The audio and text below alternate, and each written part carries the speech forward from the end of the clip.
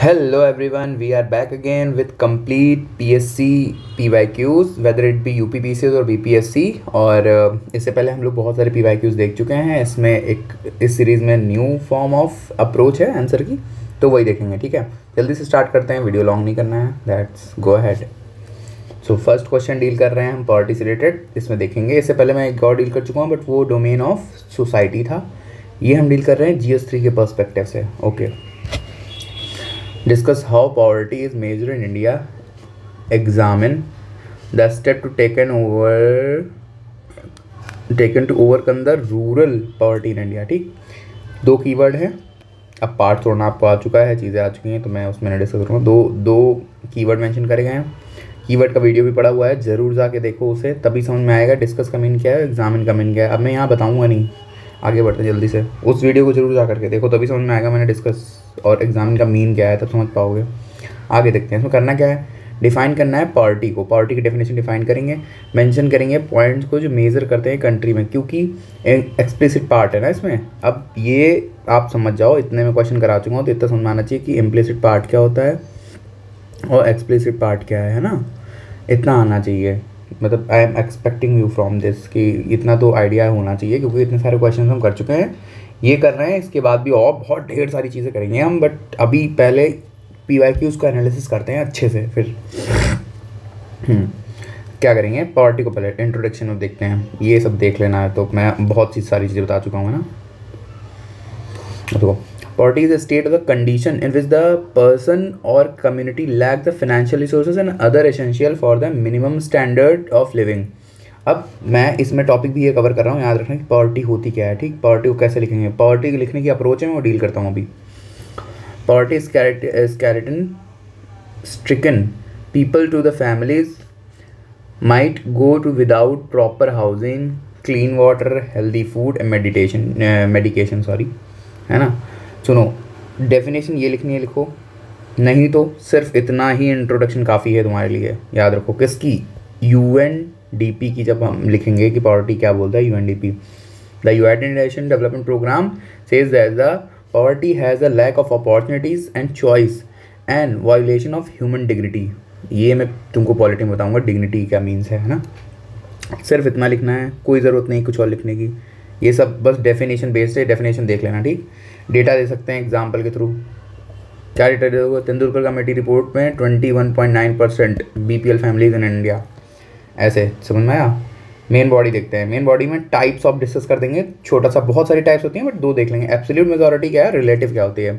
Absolute मतलब ये है when household income is below the certain level, means level decide करे गए हैं गवर्नमेंट के द्वारा, जैसे कि क्या नाम है, रंगराजन कमेटी। ठीक, उन्होंने बताया कि इनकम लेवल पे कैसे होगा। रिलेटिव पॉवर्टी क्या होता है, किसी के रिलेशन में, मतलब जैसे क्या नाम है, BPL हम कैसे बता रहे हैं, जो एवर पॉवर्टी लाइन है, बिलो पॉवर्टी लाइन कैसे बता रहे हैं, एक रेंज रखी है ना हमने, तो ये रिलेटिव है इनसे, कहते हैं रिलेटिव डेप्रिवेशन। तो ये रिलेटिवली कम है, मतलब कैपेबल हैं, इनके पास कम पैसा है, कम चीज़ें हैं अपने नीड्स को पूरी करने के लिए।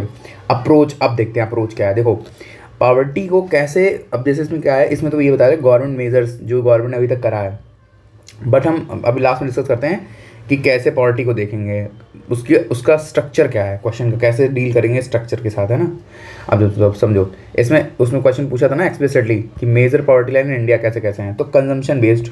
अब तुमने प्रीलिम्स में पढ़ा है, बहुत आइडिया होगा, यहाँ पे देखते जल्दी से। Household considered poor if it's consumption falls below the specific poverty line, समझे। अब कंजम्पशन बेस्ड समझ लिया तुमने। कमेटी रिकमेंडेशन क्या क्या है, तेंदुलकर कमेटी की रिपोर्ट रही है इस पर। Rangarajan committee establish different poverty line based on the consumption data. For example यही मैंने बताया था, क्योंकि यही अभी तक की है सबसे ज़्यादा, यही मानी ही जा रही है, समझ में आया। Committee define the poverty 33 rupee per day for rural area. इन्हीं तेंदुलकर कमेटी ने ही एक और बनी 2011 में, जिन्होंने डेटा दिया कि 21.9% BPL फैमिलीज़ हैं इंडिया के अंदर एग्जिस्ट करती है। वो डेटा अभी तक है, क्योंकि कोई और वो हुआ नहीं है। इनकम बेस्ड अप्रोच, अब इनकम कितनी होगी, जैसे बताया था ना ऊपर 33, वर्ल्ड बैंक कहता है $1.2 पर डे। ठीक, ऐसे मल्टी डायमेंशनल पॉवर्टी इंडेक्स, इसमें 12 वेरिएबल्स देते हैं, education, health, banking services, offering more holistic view, मतलब कवर करता है, और ट्रेडिशनल मेथड्स कैसे कैसे फॉलो करते हैं, वो सब चीज़ें यूज़ करेंगे। अब देते हैं डेटा कलेक्शन मेथड क्या क्या है।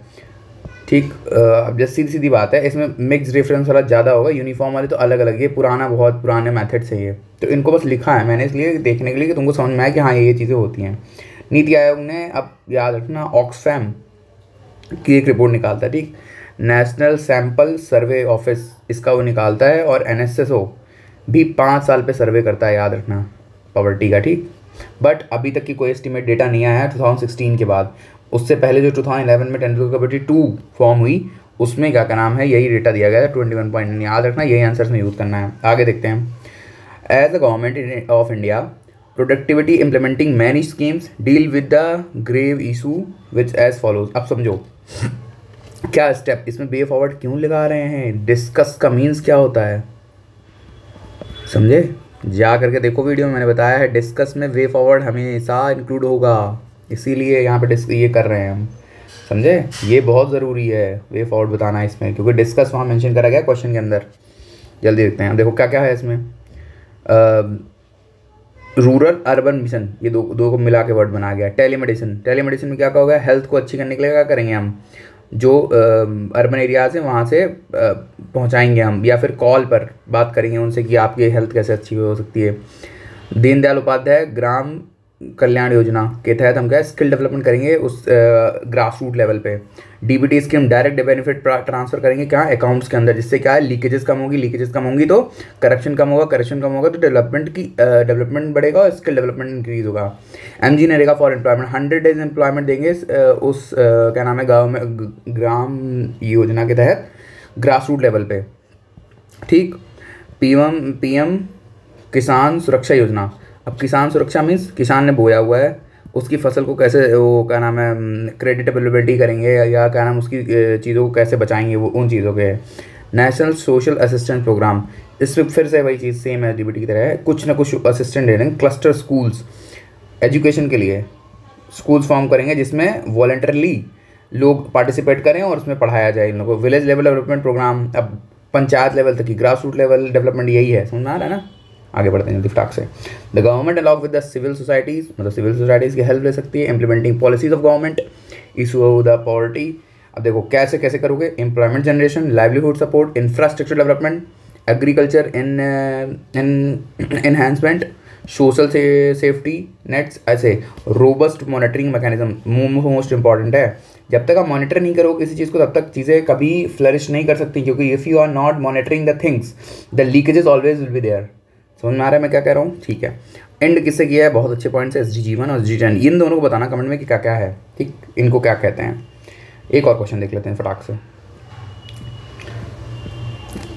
What are the cause of industrial sickness in India, give suitable suggestions to outcome with the problem. Straight forward question है, जल्दी से देखते हैं, ठीक। पहली चीज़ तुमको पता होना चाहिए इंडस्ट्रियल सिकनेस क्या होता है, ठीक। Industrial sickness describe the company that experiencing financial distress, बस इतना याद रखो, जो कंपनी या जो new company financial distress problem face कर रही हैं and unable to operate effectively and sustainably, तो उनके लिए क्या है, वो डिस्ट्रेस में है ना। अब देखते हैं मेन बॉडी में कैसे लिखेंगे।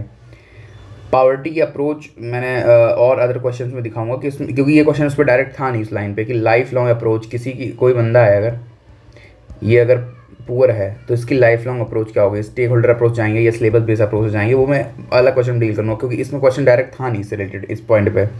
चलो, there are some prerequisites. अब देखो कोई भी चीज़ है तो उसमें पहले इनपुट होगी फिर आउटपुट होगी, तो इनपुट वाला पहले देखते हैं ना जल्दी से। अब कैपिटल आउटपुट रेशियो का राइज हो रहा है, ठीक, मतलब जितना मैंने बनाया उससे ज़्यादा मुझे पे करना पड़ जाए कहीं पे, समझो। Financial ratio of industries deteriorate हो रहा है, ठीक, समझ में आ रही है ना क्या कह रहा हूँ, ध्यान से सुनते रहो बस। There is a shortage of cash to meet the day to day obligation of industries. आप समझो डे टू डे ऑब्लिगेशन मतलब क्या है, डे टू डे खर्चे नहीं मैनेज हो पा रहे ना, फाइनेंशियल स्ट्रेस है ना, इसीलिए गवर्नमेंट तो पे करती है, बेल आउट पैकेजेस निकालती है हर ईयर पे, यही सब चीज़ें हैं। There are over dependence on external funds. अब बाहर जो फंड, यही गवर्नमेंट ने बताया कोई और पे कर रहा है, उस पर डिपेंडेंसी है इनकी।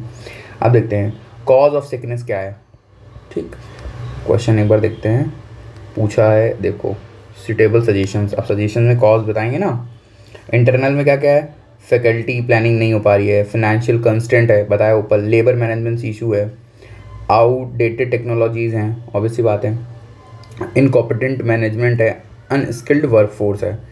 इन सब को एक तुम कंपनी पे रख के सोचो कि कंपनी के अंदर प्रॉब्लम्स क्या क्या हो सकती हैं, बस कुछ मत करना, इंटरनल कॉजेज़ को देख लेना और एक्सटर्नल कॉजेज़ को देखना। दो मैंने हमेशा ये अप्रोच दिखाई तुमको कि लेबर पे पूछेगा तो लेबर को सेंट्रिक करो, लेबर से देखो प्रॉब्लम्स कितनी बाहर हो रही हैं, बस ऐसे ही देखनी है, ऐसे ही चीज़ें निकल जाएंगी। ठीक, अब देखो एक्सटर्नल प्रॉब्लम क्या है, गवर्नमेंट पॉलिसीज़, अभी लेबर लॉ चेंज हो गया है ना, तुमको याद होगा, मतलब अभी रिसेंट न्यूज़ है, 4 लेबर लॉ के अंदर सभी चीज़ों को ला दिया गया, बहुत सारी चीज़ें बताई गई। चलो, erratic supply of input, electricity availability नहीं है प्रॉपर, एनर्जी रिसोर्स शॉर्टेजेस है, वही चीज़ मैं बताई ना, इंक्रीज कंपटीशन, बहुत सारी कंपनीज आ चुकी हैं उसी मार्केट पे एक पर्टिकुलर थिंग को लेकर के, है ना, मार्केट डिमांड फ्लक्चुएट है, अब कभी होता है किसी चीज़ की डिमांड बढ़ गई, कभी होता है किसी चीज़ कम हो गई, नेचुरल क्लैमिटीज़ हैं, अब जैसे हिमाचल एरिया हो गया, उत्तराखंड एरिया हो गया, यहाँ पे क्या हो रहा है, वेस्टर्न डिस्टर्बेंस के कारण बाढ़ आ जा रही है, तो जो प्रोडक्शन एप्पल का प्रोडक्शन वहाँ हो रहा था वो तो बह गया ना, तो अब जब उसकी शॉर्टेज है तो महंगा होगा, ऑब्वियस सी बात है,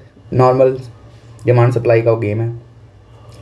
हाउ टू डील, अब ये तुमको मेजर्स देने पड़ेंगे, है ना, जब तुमने लिखा एग्जामिन कर रहे हो चीज़ों को तो उसमें मेजर भी लिखो कि आउटकम कैसे निकलेंगे। प्रोवाइड, जो तुमने चैलेंजेस में लिखा है सीधा सीधा वापस चिपका देना है उठा करके, मैंने कितनी बार बताया, चैलेंजेस लिखा उसी का रेप्लिका कर दो वे फॉरवर्ड में, तुमको समझ में आ जाएगा, मतलब उसको सोल्यूशन को रेप्लिका में वही मत उठा लिख देना, कहीं पता चला वही चिपका दिया। Provide financial stability to the industry, proper rehabilitation measures, privatisation and disinvestment of chronic industry, जो नहीं चल पा रही हैं उनके लिए बात कही जा रही है।